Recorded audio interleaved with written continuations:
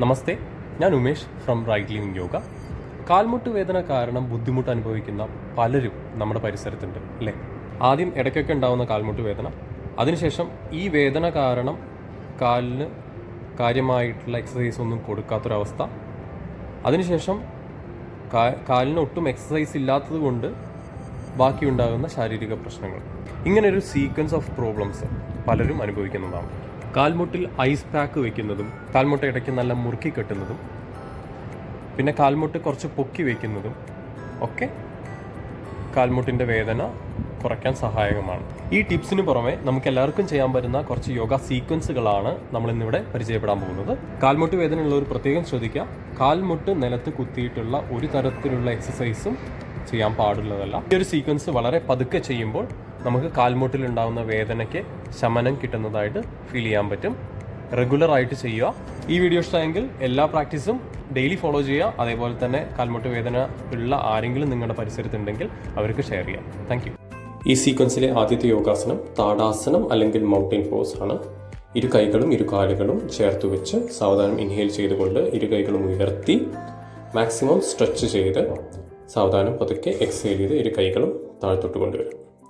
അതിനുശേഷം പാദഹസ്താസനം അല്ലെങ്കിൽ hand on food pose. പതുക്കെ സാവധാനം ഇരു കൈകളും ഇൻഹേൽ ചെയ്തുകൊണ്ട് മുകളിലോട്ട് പൊക്കി സാവധാനം എക്സേൽ ചെയ്തുകൊണ്ട് ഇരു കാലിൻ്റെ കുതിയും പിടിക്കാൻ ശ്രമിക്കുക.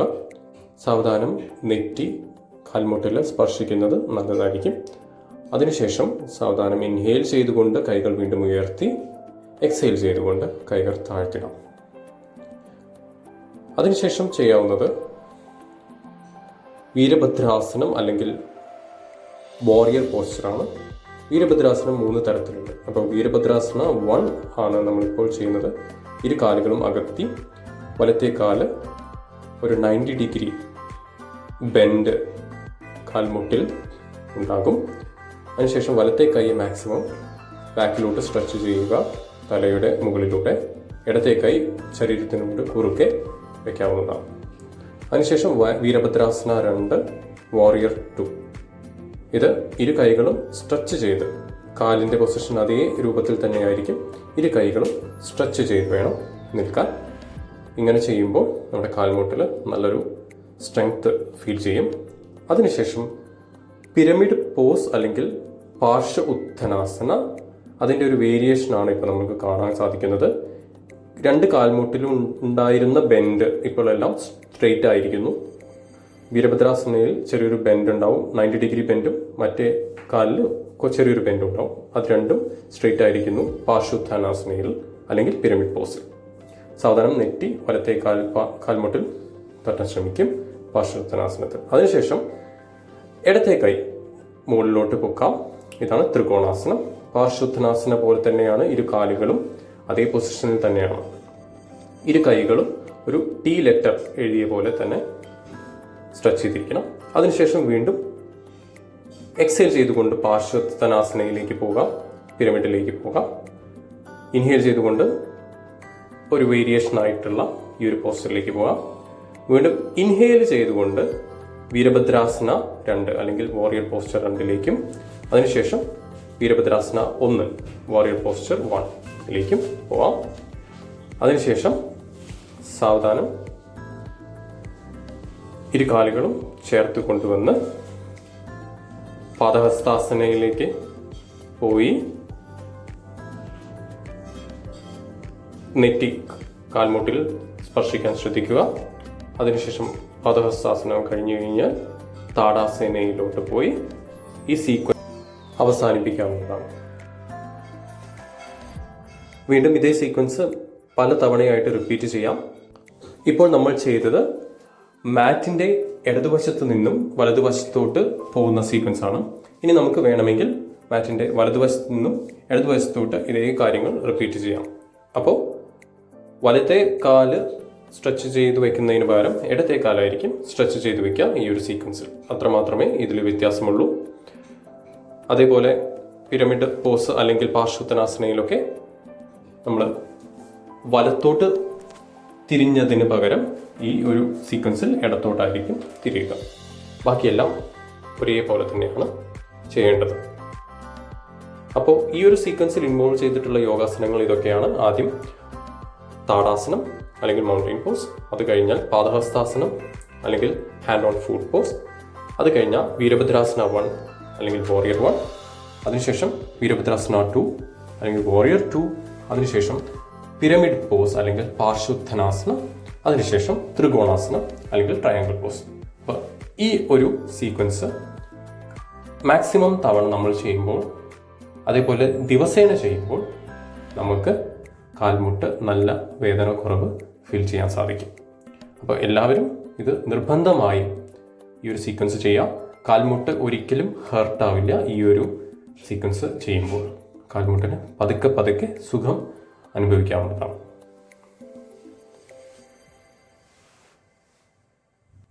ഇപ്പോൾ നമ്മൾ ത്രികോണാസനത്തിൽ ആണ് നിൽക്കുന്നത്. മാക്സിമം തവണ ത്രികോണാസനത്തിൽ നിൽക്കുമ്പോൾ ഇൻഹേൽ എക്സേൽ ചെയ്യുക. അതിനുശേഷം വീണ്ടും പാർശ്വോത്ഥാനാസനയിലേക്ക് പോവുക. നെറ്റി ഇടത്തെ കാൽമുട്ടിൽ സ്പർശിക്കാൻ ശ്രദ്ധിക്കുക. അതിനുശേഷം പാർശ്വോത്ഥാനാസനയുടെ ഒരു വേരിയേഷനാണ് അല്ലെങ്കിൽ പിരമിഡ് പോസിൻ്റെ ഒരു വേരിയേഷനാണ്. ഇരു കൈകളും പ്രണമ പോസ്ചറിലേക്ക് കൊണ്ടുവരിക. അതിനുശേഷം വീരഭദ്രാസന 2 അല്ലെങ്കിൽ വാരിയർ പോസ്ചർ 2, പിന്നെ വാരിയർ പോസ്ചർ 1. ഇങ്ങനെ നമ്മൾ സ്ട്രെച്ച് ചെയ്യുമ്പോൾ ഇൻഹേൽ ചെയ്തിട്ട് വേണം സ്ട്രെച്ച് ചെയ്ത് ആ ഒരു പൊസിഷനിലേക്ക് പോകാൻ. വീണ്ടും വാരിയർ 2. അതിനുശേഷം നമ്മൾ തിരിച്ച് പാദഹസ്താസനയിലേക്ക് മാക്സിമം ഡീപ്പ് എക്സലേഷനോടെ കുനിയുക. അതിനുശേഷം ഇൻഹലേഷൻ ചെയ്ത് പൊങ്ങുക.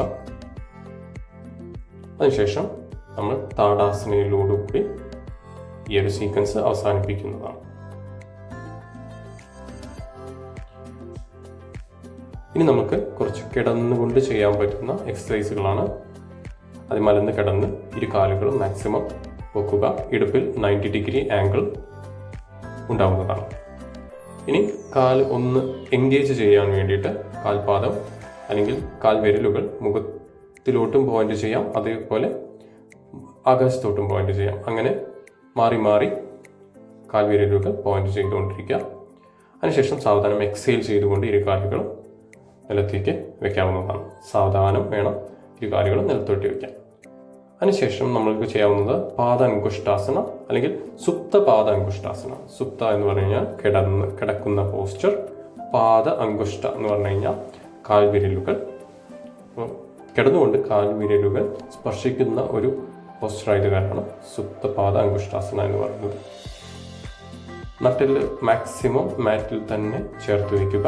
അതിനുശേഷം കാലുകൾ പതുക്കെ ഉയർത്തി ഇരു കാലിൻ്റെ തള്ളവിരലുകളും ഇരു കൈകൾ കൊണ്ടും ഹോൾഡ് ചെയ്യുക. അതിനുശേഷം മാക്സിമം ഒരു സ്ട്രെച്ച് നീ ജോയിൻറ്റിൽ ഫീൽ ചെയ്യാവുക. വേണമെങ്കിൽ ഒരു വി ഷേപ്പ് ഇരു കാലുകൾ കൊണ്ടും ക്രിയേറ്റ് ചെയ്യാവുന്നതാണ്. അപ്പോഴും കാൽമുട്ടിന് നല്ലൊരു സുഖം അനുഭവപ്പെടുന്നതാണ്. അതിനുശേഷം പതുക്കെ വീണ്ടും ഇരു കാലുകളും ചേർത്ത് കൊണ്ടുവന്ന് ഇരു കാലുകളും സാവധാനം എക്സേൽ ചെയ്തുകൊണ്ട് താഴ്ത്തിട്ട് കൊണ്ടുവരാം. ഇനി ഇരു തള്ളുവിരലുകളും നമുക്ക് ഹോൾഡ് ചെയ്യാൻ ബുദ്ധിമുട്ടാണെങ്കിൽ എന്തെങ്കിലും ഒരു കയറിൻ്റെയോ അല്ലെങ്കിൽ ഒരു ബാൻഡിൻ്റെയോ സഹായത്തോടെ ഇരു കാലുകളെയും ബന്ധിപ്പിക്കുക ഇരു കൈകൾ കൊണ്ടും. അതിനുശേഷം മാക്സിമം സമയം ഈ ഒരു പോസ്ചറിൽ നിൽക്കുമ്പോൾ കാൽമുട്ടിന് നല്ലൊരു റിലാക്സേഷൻ ഫീൽ ചെയ്യാവുന്നതാണ്. ഇങ്ങനെ നമ്മൾ മാക്സിമം ഡീപ്പ് ഇൻഹലേഷൻ എക്സലേഷൻ ചെയ്യുക. ഓരോ യോഗാസനം ചെയ്യുമ്പോഴും അതിൻ്റെ എഫക്റ്റ് ഉണ്ടാവുന്ന സ്ഥലത്ത് കോൺസെൻട്രേറ്റ് ചെയ്യുക. അപ്പോൾ ഈ ഒരു സമയത്തൊക്കെ കാൽമുട്ടിൽ വേണം കൂടുതൽ കോൺസെൻട്രേഷൻ ചെയ്യാൻ. ചാനൽ സബ്സ്ക്രൈബ് ചെയ്യൂ. അതേപോലെ നിങ്ങൾ അറിയാൻ ആഗ്രഹിക്കുന്ന യോഗാസനങ്ങൾ ഇവിടെ കമൻറ്റും ചെയ്യുക. Thank you for watching. Thanks a lot.